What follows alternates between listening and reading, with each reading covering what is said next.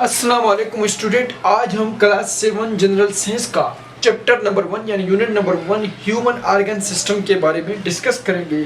आज हमारा जो टॉपिक है डाइजेशंस के बारे में है। तो डाइजेशंस क्या होती हैं, इससे पहले हमें ये पता चलना चाहिए कि डाइजेशंस हमेशा फूड की हो जाती है। तो हमारा जो फूड होता है, हमारा जो खुराक होता है, इसके अंदर 7 कंपोनेंट मौजूद होते हैं।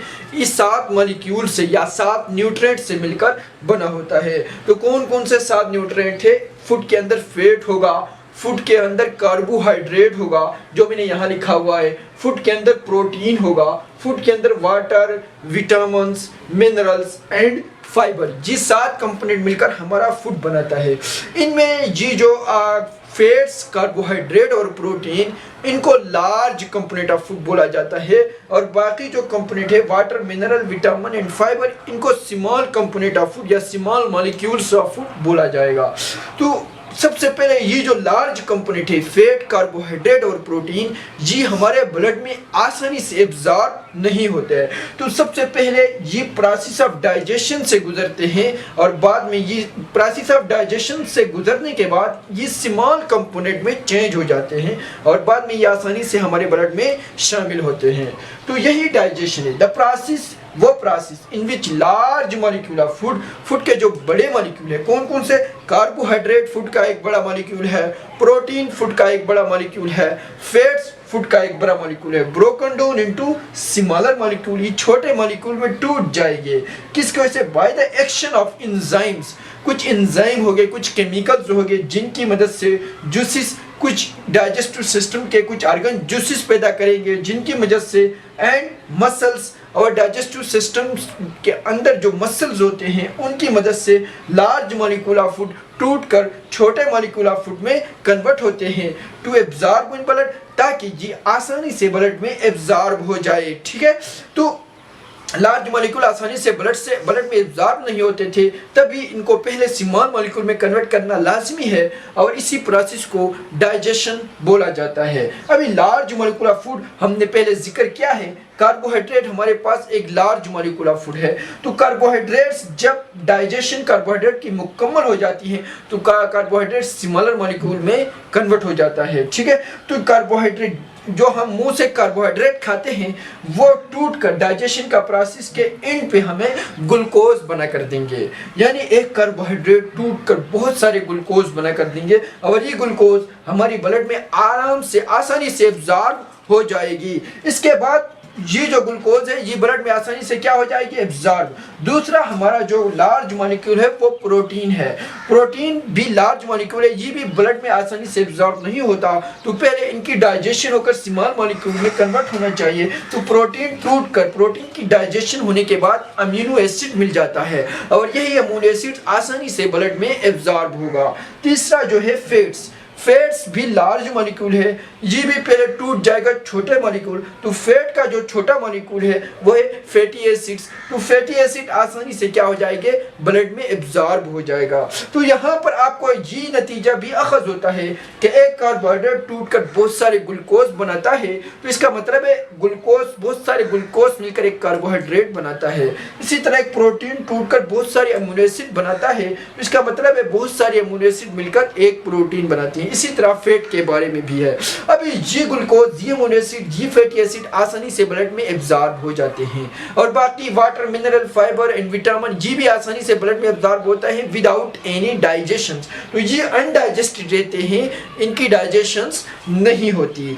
इसके बाद आपने एक और बात याद रखना है कि अगर मैं डायरेक्ट बाहर से ग्लूकोज खा लूँ या अमीनो एसिड खा लूँ तो मुझे प्रोसेस ऑफ डाइजेशन के थ्रू, प्रोसेस ऑफ डाइजेशन से गुजरना नहीं पड़ेगा। ठीक है, अभी हम दूसरा जो टॉपिक है टाइप ऑफ डाइजेशन के बारे में डिस्कस करेंगे।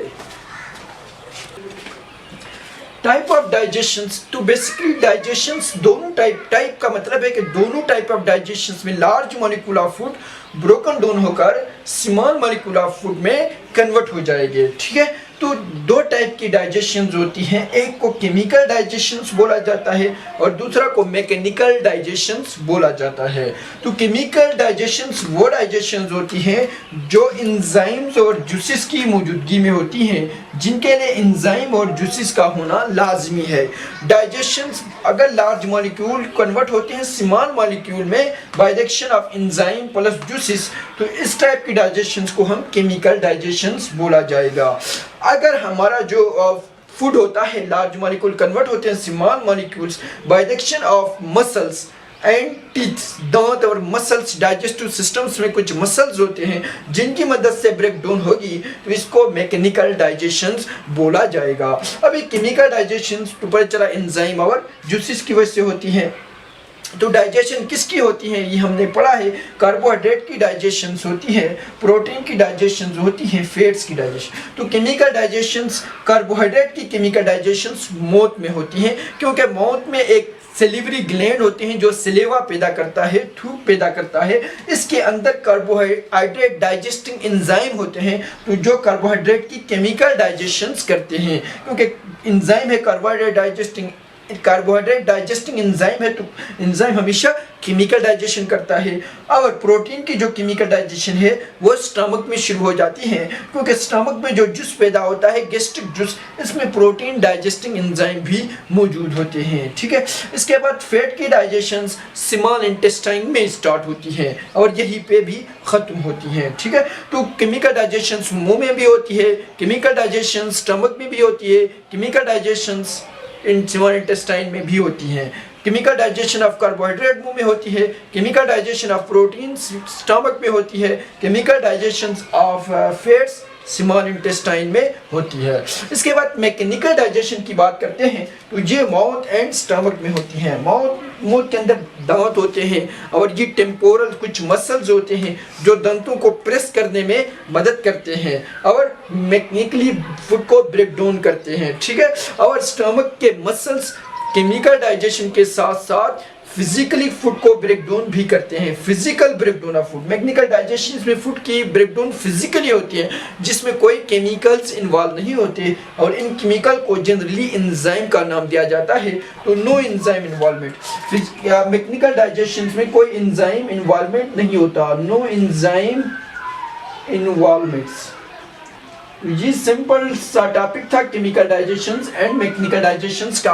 अभी हम डाइजेशन जहां होती है इसी सिस्टम को डाइजेस्टिव सिस्टम कहते हैं, इसके बारे में बात करेंगे। डाइजेस्टिव सिस्टम की बात अगर हम करें तो ये वो सिस्टम होता है जिसके अंदर प्रोसेस ऑफ डाइजेशन होती है। तो डाइजेस्टिव सिस्टम को एलिमेंट्री कैनाल भी बोला जाता है। क्या बोला जाता है? Alimentary canals, ALIMENTORY, alimentary canals. और इसको GIT भी बोला जाता है, GIT का मतलब गैस्ट्रो इंटेस्टाइनल ट्रैक्ट। इसको GIT इसलिए कहा जाता है कि जी एक गैस्ट्रो इंटेस्टाइनल ट्रैक्ट इसलिए कहा जाता है कि गैस्ट्रो का मतलब स्टमक्स और इंटेस्टाइन्स का मतलब इंटेस्टाइन्स और ये ट्रैक का मतलब नाली, यानी ये स्टमक और इंटेस्टाइन पर मुश्तमिल एक बड़ी लंबी सी नाली है। एलिमेंट्री कैनाल्स ये एक हॉलो ट्यूब्स होता है जो कि स्टार्ट होता है मुंह से और एंड होता है एनस पे। Tube within tube body plane में आता है। ठीक है, जो एक मुंह से स्टार्ट होता है और टर्मिनेट होता है एनस पे। माउथ और एनस के दरमियान में जो आर्गन्स आते हैं, जो आर्गन वो कौन से आर्गन है जो मिलकर डाइजेस्टिव सिस्टम बनाते हैं? तो इसमें सबसे पहला माउथ एक आर्गन है, क्योंकि हमने क्लास 6 में पढ़ा था कि बेशुमार आर्गन मिलकर एक सिस्टम बनाता है। तो इसके बाद एसोफेगस एक दूसरा ऑर्गन है, स्टमक एक तीसरा ऑर्गन है, स्मॉल इंटेस्टाइन, इस इंटेस्टाइन का मतलब स्मॉल इंटेस्टाइन एक तीसरा ऑर्गन है, लार्ज इंटेस्टाइन एक चौथा ऑर्गन है और एनस को भी अगर ऑर्गन माना जाए तो ये एक पांचवा ऑर्गन है। ठीक है, तो ये सारे ऑर्गन मिलकर जो सिस्टम बनाते हैं डाइजेस्टिव सिस्टम्स, और इस सिस्टम का बेसिक फंक्शन है कि ये process of digestion of food में मदद करता है और डाइजेशन ऑफ फूड हमने पढ़ा है। सबसे पहला माउथ डाइजेस्टिव सिस्टम का फर्स्ट पार्ट है। इसके अंदर अगर जाए तो एक कैविटी आ जाता है, एक स्पेस आ जाता है जिसको ओरल कैविटी कहा जाता है, या इसको बाज़ बुक में बकल कैविटी भी लिखते हैं, BUCCA, buccal cavity, buccal cavity, oral cavity एक ही चीज़ है, ठीक है। इसके अंदर अगर हम देखें तो टांग होती है, जबान होती है, टीथ दांत होते हैं एंड सेलेवरी ग्लैंड थूक पैदा करने वाले गुदूद होते हैं। तो ये तीन चीज़ें हमारे ओरल कैविटी में बहुत ज़्यादा इंपॉर्टेंट है। जी मौत में प्रोसेस ऑफ डाइजेशन स्टार्ट होती है जिसमें teeth, tongue and silvery gland मदद करते हैं और ये सारे सिल्वरी ग्लैंड जो फूड होता है जो हम मुंह में लेते हैं convert food into soft form और जी फूड को एक नरम सॉफ्ट फॉर्म में कन्वर्ट करते हैं। इस सॉफ्ट फॉर्म ऑफ फूड जो बन जाती है after the digestion of oral cavity में डाइजेशन के बाद जो सॉफ्ट फॉर्म ऑफ फूड बन जाती है इसे बोलस बोला जाता है। Bolus is the soft form of food that are formed after the digestion in oral cavity, यानी बोलस ओरल कैविटी में फूड की डाइजेशन होने के बाद बन जाती है। और जी बोलस क्यों बनती है? ताकि हमारी खाना आसानी से नीचे हजम हो जाए, नीचे एसोफेगस के जरिए स्टमक तक पहुंच जाए। तो याद रखो अगर हम bolus soft form of food यानी बोलस ना बनाया तो खुराक मुंह से बाहर आ जाएगी, अंदर हजम नहीं होगी। तो वो प्रोसेस जिससे हमारा बोलस एसोफेगस के जरिए स्टमक में जाता है इसको सवाल्विंग बोलते हैं। SWALLOWING। सवाल्विंग का मतलब निगलना। सवाल्विंग को अगर हम आप डिफाइन करेंगे तो किस तरह सिंपल वर्ड में डिफाइन कर सकते हैं कि the process in which food transport from mouth to stomach, वो प्रोसेस जिससे फूड मुंह से स्टमक तक जाती है इस प्रोसेस को सवाल्विंग बोलते हैं। और बोलस बनने के बाद जी बोलस मुंह से एसोफेगस के रास्ते स्टमक में जाएगी। तो दरमियान में जो एसोफेगस होता है इसको फूड पाइप भी बोला जाता है और बाद में ये भी कहा जाता है कि पूरा डाइजेस्टिव सिस्टम को ही फूड पाइप कहा गया है, ठीक है। लेकिन specially oesophagus mainly called food pipe carry food from mouth to stomach. ये एक पाइप के तौर पे करता है जो फूड बोलस को लेता है और कहाँ तक पहुँचाता है? स्टमक तक। अब ये स्टमक एक इम्पॉर्टेंट ऑर्गन है, इसको मैदा बोला जाता है उर्दू में। ये स्टमक एक जूस पैदा करता है, बहुत ही इंपॉर्टेंट बात है, जिसको गैस्ट्रिक जूस बोला जाता है, ठीक है। जी स्टमक जो जूस पैदा करता है जिसको गैस्ट्रिक जूस बोला जाता है और सिलिवरी ग्लैंड भी एक जूस पैदा करता है जिसको सलाइवा बोला जाता है, सलाइवा। तो गैस्ट्रिक जूस कौन पैदा करता है? Which organ produce gastric juice? तो इसका करेक्ट ऑप्शन क्या होगा? Stomach produce gastric juice. ये जहां कहीं भी गेस्ट्रो का टर्म आता है, GASTRO, गेस्ट्रो का मतलब स्टमक होता है। गेस्ट्रो का टर्म जहां कहीं भी आता है इसका मतलब क्या होता है? स्टमक। तो gastric juice the juice that is produce by stomach, क्योंकि गेस्ट्रो का टर्म जहां भी आ जाता है इसका मतलब क्या होता है? स्टमक। विच हैव एंजाइम, इसी गैस्ट्रिक जूस के अंदर एंजाइम्स होते हैं एंड एसिड्स और कुछ स्ट्रॉन्ग एसिड है जैसे कि हाइड्रोक्लोरिक एसिड इस गैस्ट्रिक जूस में मौजूद होता है। जी हाइड्रोक्लोरिक एसिड्स और एंजाइम जो गैस्ट्रिक जूस में होंगे वो फूड की डाइजेशन में मदद करेंगे। एंजाइम तो फूड की डाइजेशन में मदद करेंगे, केमिकल डाइजेशन में। और ये जो एसिड होता है ये हमारे फूड में कुछ जर्म्स आते हैं, बैक्टीरिया आता है, वायरस आते हैं, जरासीम्स वगैरह को मारने में ये एसिड्स मदद करता है। तो ये एसिड का काम क्या है? किल्स, मारता है किसको? जर्म्स। किल्स जर्म्स यानी जर्म्स को मारता है that are present in our food. इसके बाद स्टमक में गैस्ट्रिक जूस की डाइजेशन के बाद जो बोलस होगी जो कि कहाँ से आई होगी? ओरल कैविटी से आई थी, वो कन्वर्ट हो जाएगी। गैस्ट्रिक जूस बोलस को कन्वर्ट करेगा सेमी लिक्विड फूड में, यानी ऐसा फूड में जो हाफ लिक्विड फॉर्म में हो और हाफ सॉलिड फॉर्म में हो। तो ऐसे फूड को सेमी लिक्विड फूड बोला जाता है और इस फूड को टेक्निकली या मेडिकल टर्मिनोलॉजी में काइम्स बोला जाता है, CHYMES।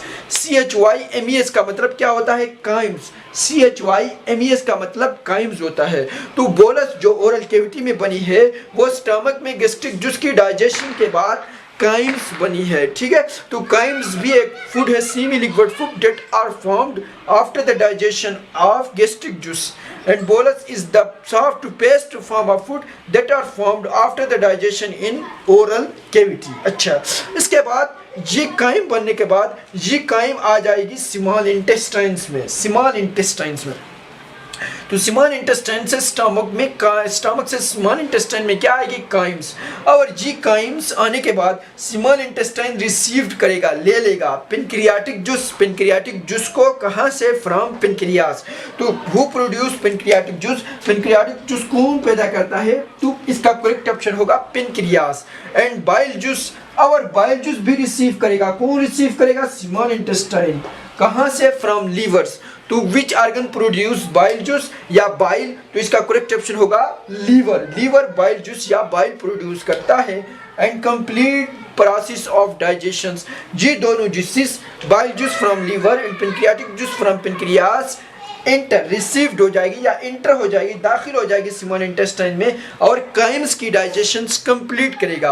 और स्मॉल इंटेस्टाइन में डाइजेशन का प्रोसेस मुकम्मल हो जाता है, हमें डाइजेस्टेड फूड मिल जाता है, यानी हमें छोटे ऐसे छोटे मॉलिक्यूल मिल जाते हैं फूड के जो आसानी से हमारे ब्लड में एब्जॉर्ब हो। ठीक है, from small intestine digested food inter into blood.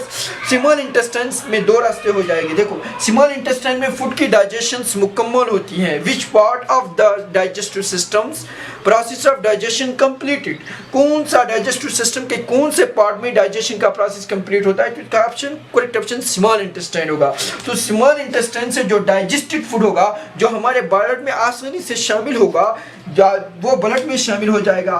किधर शामिल हो जाएगा? ब्लड में। और ब्लड इसी फूड को हर सेल तक पहुंचाएंगे। किस तक पहुंचाएंगे? सेल तक। ठीक है, अच्छा। और सेल में ये फूड क्या करेगा वो हम रिस्पायरेशन में डिस्कस करेंगे। From small intestine digested food inter into blood and और जो अनडाइजेस्टेड फूड रहेगा, जिनकी डाइजेशन पॉसिबल नहीं है, जो waste material waste product from food goes into large intestine, ये लार्ज इंटेस्टाइन में जाएगा। तो कभी भी लार्ज इंटेस्टाइन में डाइजेशन नहीं होती। लार्ज इंटेस्टाइन ओनली रिसीव करता है, ले लेता है क्या चीज़ ले लेता है? Digested food from small intestine. ठीक है, अच्छा। Goes into large intestine. अभी लार्ज इंटेस्टाइन में सिर्फ मिनरल्स की एब्जॉर्प्शन हो सकती है, मादनियात की, कैल्शियम की, सोडियम की, पोटाशियम्स की या कुछ विटामिन्स की एब्जॉर्प्शन होती है, वाटर की एब्जॉर्प्शन होती है। और लार्ज इंटेस्टाइन्स के जरिए अनडाइजेस्टिव फूड बॉडी से बाहर आ जाता है in the form of stools, in the बड़ा पेशाब की सूरत में या स्टूल की सूरत में, जिसको बड़ा पेशाब ही बोलते हैं। स्टूल की सूरत में क्या आ जाता है? बाहर आ जाता है। तो ये प्रोसेस ऑफ डाइजेशन था जो हमने एक्सप्लेन किया है कि मौत से स्टार्ट होती है, एनस पर खत्म होती है। लेकिन आपको स्मॉल इंटेस्टाइन में हमने बोला है कि इसका जो स्मॉल इंटेस्टाइन डाइजेस्टिव सिस्टम का सबसे लार्जेस्ट पार्ट होता है। इसको स्मॉल क्यों कहा जाता है? इसलिए इसको स्मॉल इसलिए कहा जाता है क्योंकि ये लेंथ में तो बड़ा होता है लेकिन इसका डायमीटर छोटा होता है, ये पतला होता है। Small intestine is the largest part of digestive system. इसके अगर लंबाई की बात करें तो ये तकरीबन 17 फीट लंबा होता है, तकरीबन 6 मीटर लंबा होता है, यानी एक मीटर में 3 फीट होता है, तो 6 मीटर में तकरीबन 18 फीट ये क्या होता है? लंबा होता है। लार्ज इंटेस्टाइन सिर्फ तकरीबन 5 फीट लंबा होता है। लेकिन इसको लार्ज और स्मॉल किस बुनियाद पर बोला जाता है? तो ये डायमीटर की बुनियाद पर के लार्ज इंटेस्टाइन मोटा होता है, इसको लार्ज बोला जाता है, और स्मॉल इंटेस्टाइन पतला होता है। लेकिन लंबाई के हिसाब से ये सबसे लंबा ऑर्गन है डाइजेस्टिव सिस्टम का। ठीक है, अच्छा। अब ये स्मॉल इंटेस्टाइन के जो पार्ट होते हैं, इसके अंदर कुछ छोटे छोटे फिंगर लाइक स्ट्रक्चर, इसी तरह स्मॉल इंटेस्टाइन को अगर हम माइक्रोस्कोप में ऑब्जर्व करें तो इसके ऊपर छोटे छोटे हियर लाइक स्ट्रक्चर नजर आते हैं।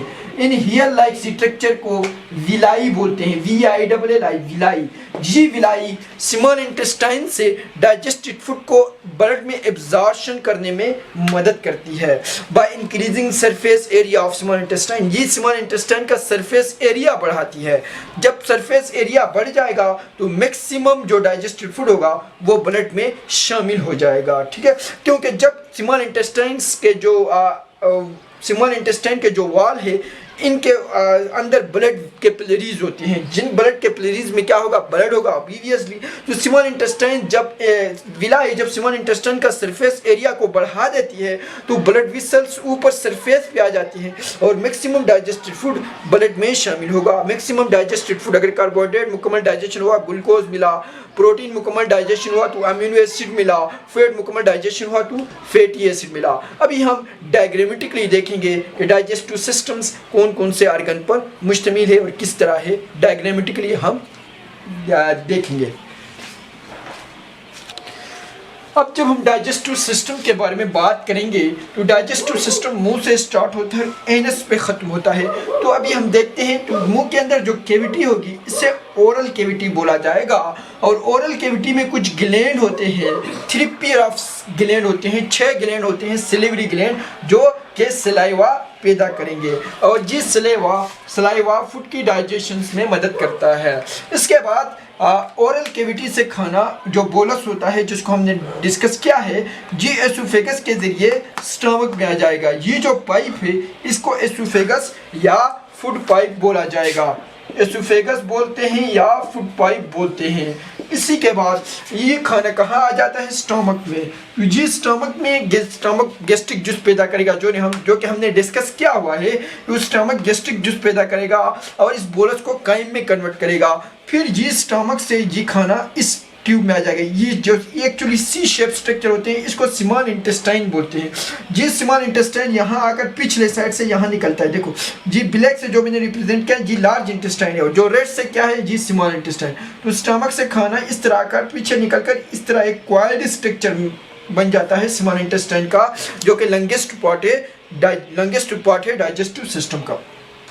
जब खाना स्मॉल इंटेस्टाइन में आ जाता है तो पेनक्रियास एक तरफ से और दूसरी तरफ से लीवर होता है। तो पेनक्रियास एक जूस पैदा करेगा जिसको पेनक्रियाटिक जूस बोलेंगे। वो इसी से आकर इसी shape structure of small intestine में अपना सिक्रीशन खारिज करेगा, जो कि पेनक्रियाटिक जूस होगा। और लीवर एक जूस पैदा करेगा जिसको हमने बोला है कि बाइल बोलते हैं, BIL बाइल।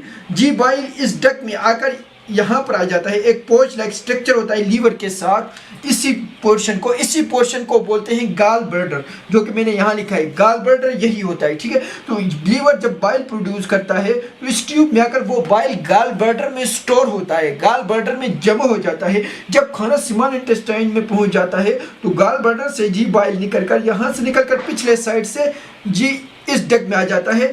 इस डक में आकर जी पेनक्रियाटिक जूस के साथ मिल जाती है और दोनों इकट्ठे रिलीज होते हैं स्मॉल इंटेस्टाइन्स में। और स्मॉल इंटेस्टाइन में ये फूड की डाइजेशन को कंप्लीट करते हैं। अभी ये स्मॉल इंटेस्टाइन से जो डाइजेस्टेड फूड होगा, इस स्मॉल इंटेस्टाइन के इर्द गिर्द बहुत सारे ब्लड कैपिलरीज होती हैं, ब्लड की नालियाँ होती हैं, ब्लड वेसल्स होती हैं। ब्लड वेसल्स में ब्लड रगें होती हैं, छोटी छोटी रगें होती हैं। इन रगों में क्या होगा, ब्लड होगा। तो ये यहाँ पर डाइजेशन कंप्लीट होती है। तो स्मॉल इंटेस्टाइन में जो डाइजेस्टेड फूड होगा वो इन स्मॉल इंटेस्टाइन के इर्द गिर्द जो रगें हैं इनमें चला जाएगा, ब्लड में चला जाएगा। और जो अनडाइजेस्टेड फूड है वो स्मॉल इंटेस्टाइन से गुजरकर इस ब्लैक पोर्शन में जी लार्ज इंटेस्टाइन है, जो यहाँ से स्टार्ट होता है, इस तरफ जाता है, फिर दोबारा नीचे आता है, फिर दोबारा थोड़ा ऊपर आकर एनस के थ्रू बाहर आ जाता है। ये ओपनिंग को एनस बोला जाता है। अभी स्मॉल इंटेस्टाइन जहां खत्म होता है और लार्ज इंटेस्टाइन शुरू होता है, वहां पर एक पोच लाइक स्ट्रक्चर होता है, एक स्ट्रक्चर होता है लंबा लंगिट्यूडनल टाइप का। इसी स्ट्रक्चर को अपेंडिक्स बोला जाता है, अपेंडिक्स। तो अपेंडिक्स इस जगह पर मौजूद होता है जहां स्मॉल इंटेस्टाइन और लार्ज इंटेस्टाइन आपस में कनेक्ट होते हैं, आपस में जोड़ जाते हैं। ठीक है, अभी जी जो सीक्वेंस है यहाँ पर भी मैंने लिखा है, माउथ से एसोफेगस, एसोफेगस से स्टमक, स्टमक से स्मॉल इंटेस्टाइन, तो स्मॉल इंटेस्टाइन से पेनक्रियाटिक सिक्रीशन आती है जिसको पेनक्रियाटिक जूस बोलेंगे। यहाँ पर भी जाहिर किया, यहाँ पर भी लिखा है पेनक्रियास सिक्रीशन छोड़ेगा स्मॉल इंटेस्टाइन में जिसको पेनक्रियाटिक जूस बोलेंगे। लीवर एक सिक्रीशन छोड़ेगा स्मॉल इंटेस्टाइन में जिसको बाइल बोलेंगे। और ये स्मॉल इंटेस्टाइन में ये डाइजेशन कंप्लीट करेगा। तो स्मॉल इंटेस्टाइन में जो डाइजेस्टेड फूड होगा, यहाँ पर मैं लिख सकता हूँ डाइजेस्टेड फूड। डाइजेस्टेड फूड कहाँ पर आएगा, इस ट्यूब के अंदर, ब्लड के अंदर आ जाएगा। और नीचे क्या आ जाएगा, यहाँ पर मैं लिख सकता हूँ अनडाइजेस्टेड फूड, जिसको बड़ा पेशाब बोलेंगे, फीसिस बोलेंगे। ठीक है, अनडाइजेस्टेड फूड। तो अनडाइजेस्टेड फूड स्मॉल इंटेस्टाइन से लार्ज इंटेस्टाइन में आता है और डाइजेस्टेड फूड स्मॉल इंटेस्टाइन से ब्लड कैपिलरीज में चला जाता है और लार्ज इंटेस्टाइन से अनडाइजेस्टेड फूड एनस के थ्रू बाहर निकलता है। इस प्रोसेस को डिफिकेशंस बोलते हैं। डिफिकेशंस वो प्रोसेस होता है जिससे इंसान बड़ा पेशाब अपने बॉडी से बाहर निकालता है, डिफिकेशंस। ठीक है, तो ये सारा प्रोसेस था डाइजेस्टिव सिस्टम के बारे में, डाइजेशन के बारे में। उम्मीद है आपको समझ आया होगा। इंशाल्लाह अगला लेक्चर हमारा रिस्पायरेशंस के बारे में और रिस्पायरेटरी सिस्टम के बारे में होगा। Thank you very much for watching this video.